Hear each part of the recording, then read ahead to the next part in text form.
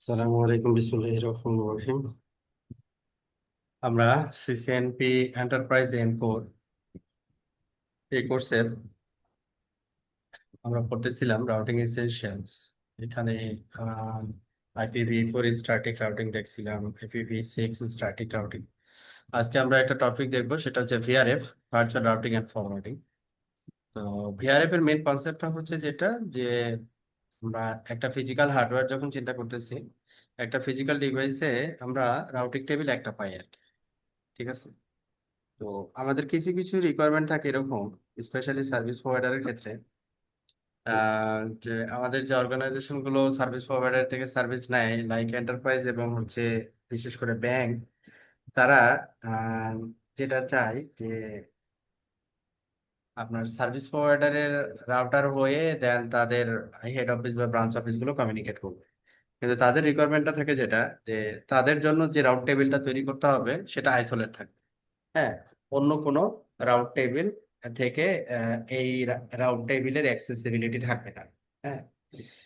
তো এটা এখন প্রতিটা কাস্টমার বা প্রতিটা ব্যাংকের জন্য আলাদা আলাদা করে রাউটার আসলে ডিফাইন করা বা ফিজিক্যালি রাউটার সেট আপ করা, এটা আসলে কস্টলি। হ্যাঁ। তো সেই ক্ষেত্রে আমরা যদি একটা ফিজিক্যাল রাউটারে যদি ভার্চুয়ালি রাউটিং টেবিলটা সেপারেট করতে পারি, তাহলে এই পারপাসটা বা এই রিকোয়ারমেন্টটা আমরা কি করতে পারি, সার্ভ করতে পারি আর কি। তো এটা ছিল রিকোয়ারমেন্ট। এই রিকোয়ারমেন্টের রেসপেক্টে এই ভিআরএফ এর কনসেপ্টটা আসছে, ভার্চুয়াল রাউটিং এন্ড ফরওয়ার্ডিং। তো একটা ফিজিক্যাল রাউটারকে আমরা ভার্চুয়ালি বা লজিক্যালি আলাদা আলাদা রাউটার হিসেবে চিন্তা করতে পারি আর কি। হ্যাঁ। তো এই কনসেপ্টটাকে আমরা বলতেছি ভিআরএফ, জিনিসগুলো এখানে বলা আছে। তো ভিআরএফ এর কনসেপ্টটা এরকম যে এটা একটা রাউটার চিন্তা করি। রাউটারের মাল্টিপল ইন্টারফেস থাকবে, রাউটিং প্রোটোকল কনফিগারেশন থাকবে। তো এখানে যে রাউট টেবিলটা তৈরি হবে, সেই রাউট টেবিলটা থাকবে হচ্ছে, ওই রাউট টেবিলটাকে আমরা বলবো হচ্ছে গ্লোবাল রাউটিং টেবিল। হ্যাঁ, গ্লোবাল রাউটিং টেবিল, যেটা উইদাউট ভিআরএফ। যদি আমি এখন ভিআরএফ চিন্তা করি, যেমন এখানে দুইটা ভিআরএফ চিন্তা করা হয়েছে, গ্লোবাল রাউটিং টেবিল আর একটা হচ্ছে ভিআরএফ ম্যানেজমেন্ট। ভিআরএফ ম্যানেজমেন্ট, তো এখানে দুইটা আলাদা আলাদা টেবিল জেনারেট হবে। এখানে ইন্টারফেস গুলো হচ্ছে কি সেপারেট, আলাদা। যে G0/1 একটা ভিআরএফ এর রেসপেক্টে, G0/3 হচ্ছে আর একটা ভিআরএফ এর রেসপেক্টে। অথবা আমরা একটা সাব ইন্টারফেস চিন্তা করতে পারি, যদি এটার সাথে ডিরেক্ট রাউটার না কানেক্ট হয়ে যদি সুইচ হয়ে দেন কানেক্ট হয়, তখন আমরা সাব ইন্টারফেসও স্পেসিফিক ভিআরএফ এ নিতে পারি আর কি। ওকে। তো এই যে ভিআরএফ এর যে কনফিগারেশনটা, ভিআরএফ এর কনফিগারেশনটা তাহলে আমরা কিভাবে করব? তো এটা IPv4 এবং V6 এর জন্য, দুইটা অ্যাড্রেস ফ্যামিলির জন্যই আমরা করতে পারি। তো এখানে টোটাল স্টেপ হবে হচ্ছে আমাদের পাঁচটা।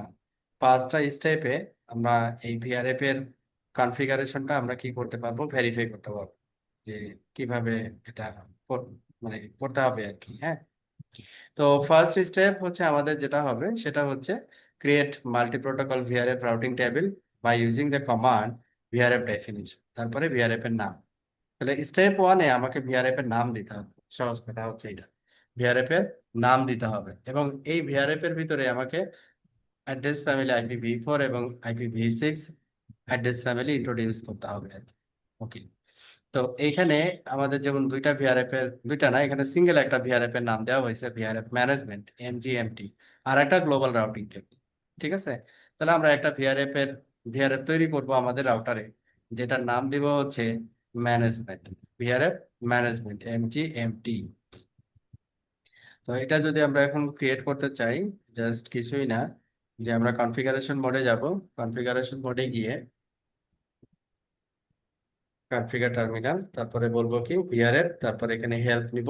হেল্প নিলে এখানে মাল্টিপল অপশন আছে, চলে আসবে ভিআরএফ ডেফিনেশন, তারপরে হচ্ছে কি ভিআরএফ এর নাম। তো ওইখানে আমরা নাম দেখলাম কি এমজিএমটি, এক্সাম্পল আর কি। হ্যাঁ, আপনার আমাদের রাউটারে যে, করবো বিলাল ভাই? হ্যাঁ, আমাদের রাউটারে সেম জিনিস করবো?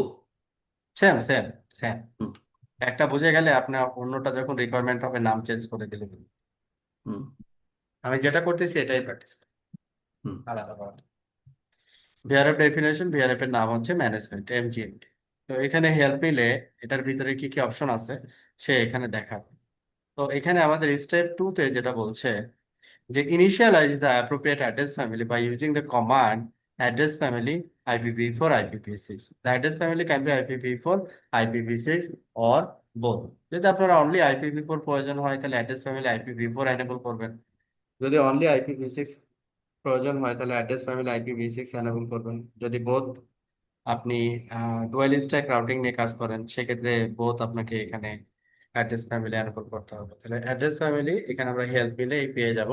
দুইটা অ্যাড্রেস ফ্যামিলি এখানে অ্যাভেলেবল থাকবে, একটা IPv4 আর একটা হচ্ছে IPv6।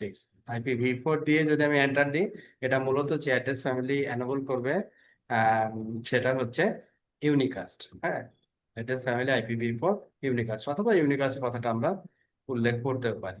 তাহলে এখানে IPv4 এখানে এনাবল হলো, তারপরে আমরা এক্সিট হয়ে গেলাম, তারপরে অ্যাড্রেস ফ্যামিলি IPv6, দেন এখানেও ইউনিকাস্ট বা নর্মালি এন্টার দিলেও হবে ইউনিকাস্ট, দেন আমরা এক্সিট হয়ে গেলাম। তাহলে এখানে আমাদের কি ভিআরএফ এর ভিতরে ভিআরএফ, আমরা একটা ভিআরএফ এর নাম দিলাম এবং এই ভিআরএফ এ IPv4 এবং v6 হ্যাঁ এনাবল করলাম। হয়েছে? Address family IPv6 unicast and IPv4 unicast. No exit address family, right? Address family.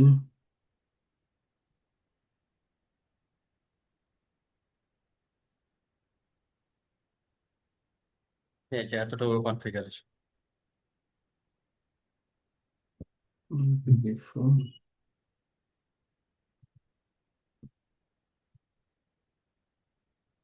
Configuration মোডে গিয়ে এটা কপি পেস্ট করলে হ্যাঁ এটা।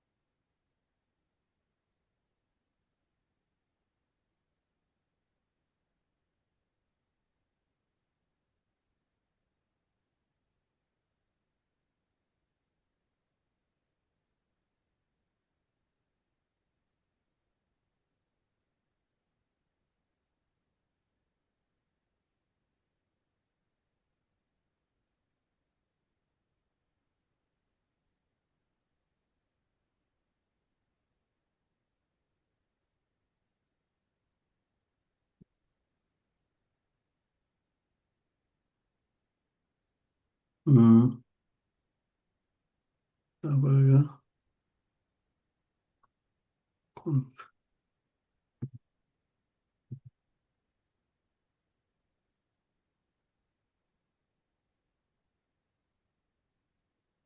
হয়েছে, কমপ্লিট হয়েছে।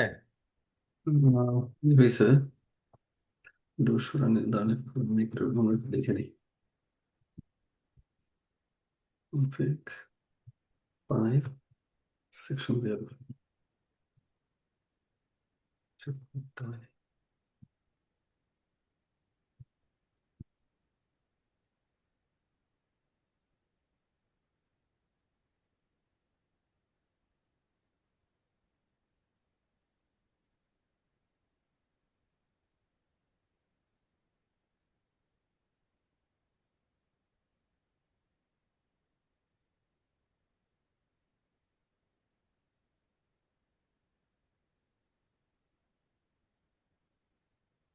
This family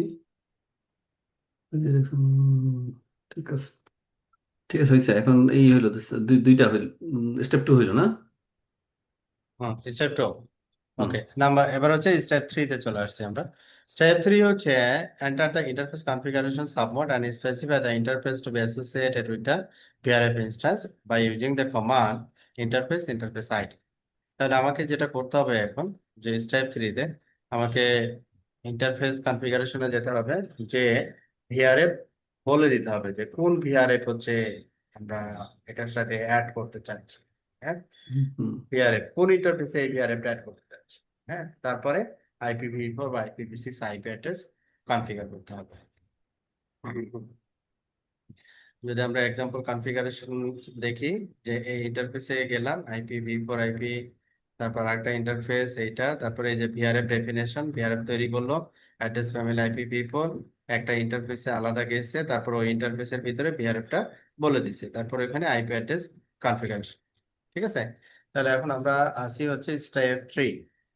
Enter the interface hmm, configuration submod. Specify the interface to be associated with the VRF instance by using the command interface ID.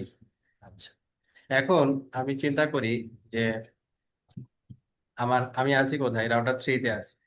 হুম, তো router 3 তে এখানে যদি সাপোজ আমি চিন্তা করতেছি যে এই ইন্টারফেসটা G0/4 ল্যানের ইন্টারফেসটা, এটাকে ম্যানেজমেন্ট ইন্টারফেসে, মানে ম্যানেজমেন্ট ভিআরএফ এর ভিতরে নিব। আপনারাও সেম কাজটা করবেন।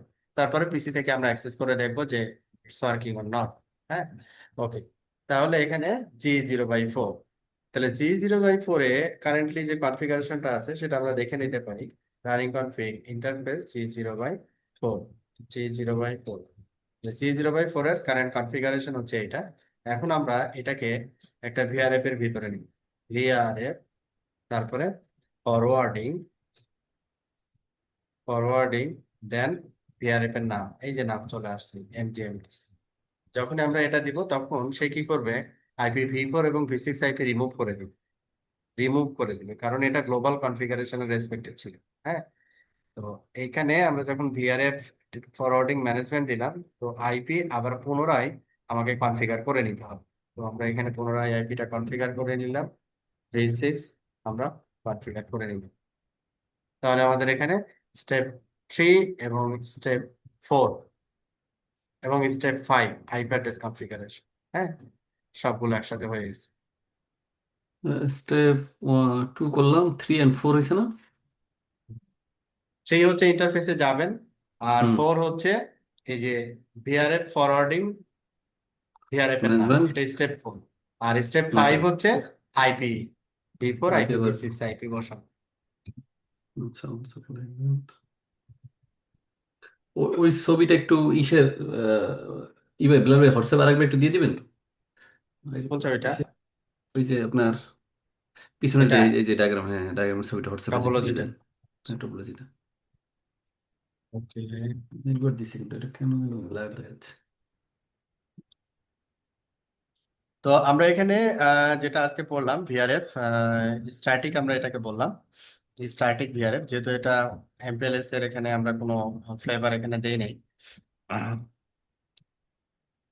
তো এমপিএলএস যদি এনেবল থাকতো সেই ক্ষেত্রে আমরা উম, মনে করেন এমপিএলএস L3 ভিপিএন, তারপরে এমপিএলএস L2 ভিপিএন, এই জিনিসগুলো L2 ভিপিএন ও এখানে দেওয়া পসিবল ছিল। বাট এটা স্ট্যাটিক, এটা আমরা এটুটাকে এখানে নিয়ে আসতে পারবো না আর কি। এখন এটার পরে আমরা চলে যাব পরবর্তী চ্যাপ্টারে আর কি। এই চ্যাপ্টার হচ্ছে আপাতত এই পর্যন্তই। একটু